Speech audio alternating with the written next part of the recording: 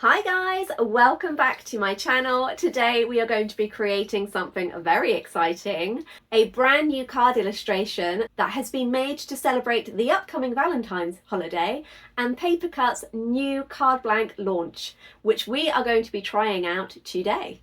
Let's jump in.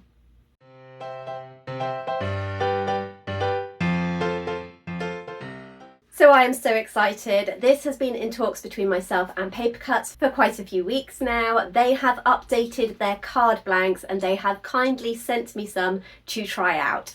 I haven't opened this, I haven't had a look, so let's open it together and see what goodies we've got to work with today. Okay, so beautifully packaged as always. Let's get in through the bubble wrap to have a look at these card blanks. Okay, we are in. Paper Cutz have very helpfully labelled them all up for me. So we've got the A5 that folds down to A6, and this is a matte 300 GSM. It's a perfect thickness in my opinion for being able to print at home while still having a high quality freestanding card. We also have a gloss version. Now I love a square card, but it can be a bit tricky to find blanks for it, so I am overjoyed that they are also offering a 6x6 version when folded. This is going to look great with some of my card designs. That one is in a gloss. We have the same version in a matte. We have a slightly thinner 260 GSM version. This is going to be perfect for those of you that message me to say that you can't get the 300 GSM through your printer. This will be a great alternative. I used to use a 250 GSM for my cards, so this will work absolutely fine.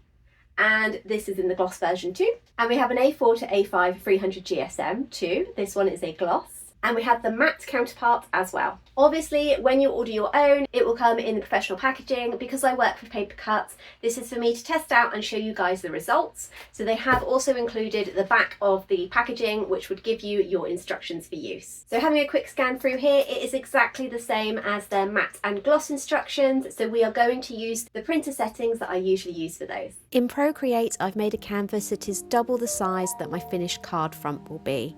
I've also made sure that I've set the colour profile to CMYK, as this is the preferred setting when you're printing your designs. Once I've finished with my illustration, I remove the background and export it as a ping.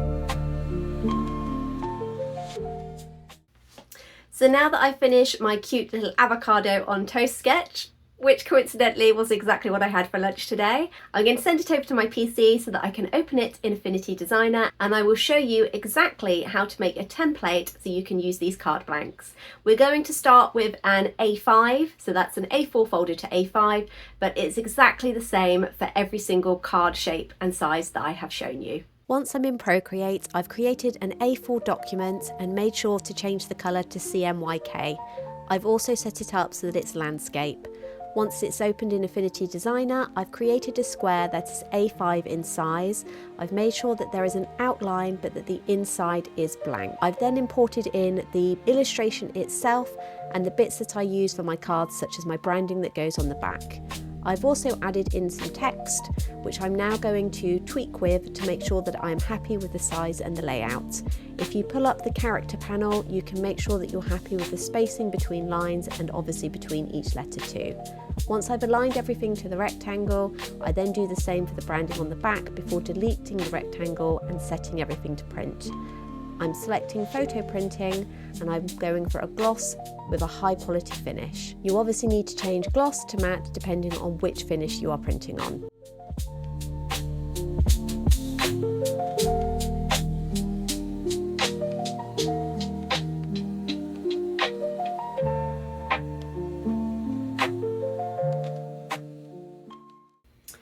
I've printed these off and we have the gloss version on this side and the matte version on this side.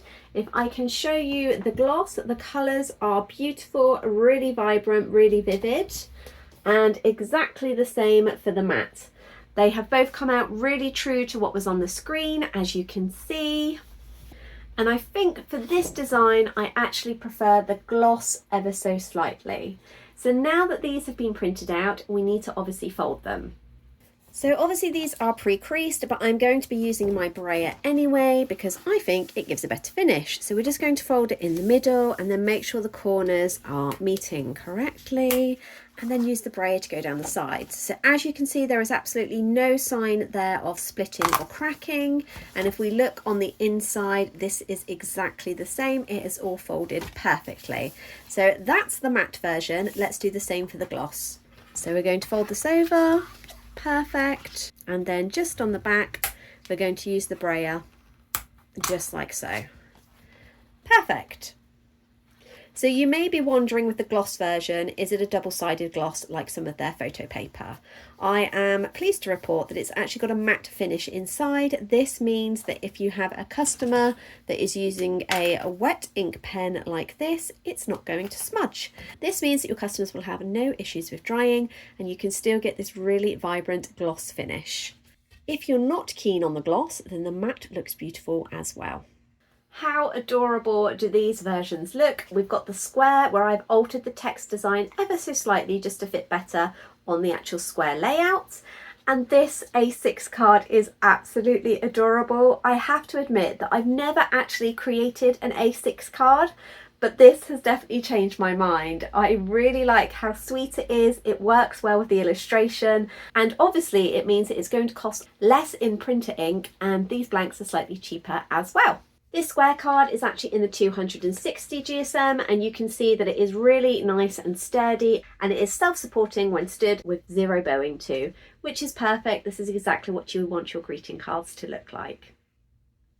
So as mentioned before, 260 GSM will be perfect for those of you that struggle to get the 300 GSM for your home printer. I personally use the 300 GSM, but this is a great option to have. In my personal opinion, these card blanks are great, and it is definitely something that I am going to be considering adding to my collection. As you all know, I currently trim down the Paper Cutz matte and gloss card, the 300 GSM photo paper, to my preferred 5x7 finished card size. Although making your own card blanks is a good option, it is time consuming, and it would be much nicer to be able to have a stack of them that I can just reach for and run through the printer as needed. The great thing about having the variety of sizes that Paper Cutz offer is that you can obviously try out a few different ones and keep them in stock for potential customer orders. I think that these print absolutely beautiful. There is no print quality difference between this and the cardstock that I usually use from Paper Cutz. It is vibrant, it prints true to what's on the screen, and it brings my illustrations and card designs to life. I will drop all the links for all the cardstock that I have used in the description box down below, so definitely head over to Paper Cutz and consider trying some for yourself. A great big thank you to Paper Cutz for sponsoring this week's video and for also supplying me with their lovely shiny new blanks to try out. If you have any comments or questions, just write them down below and I will definitely get back to you. Thank you so much for watching. Don't forget to join me next week where I will be sharing some Valentine's crafts. Bye!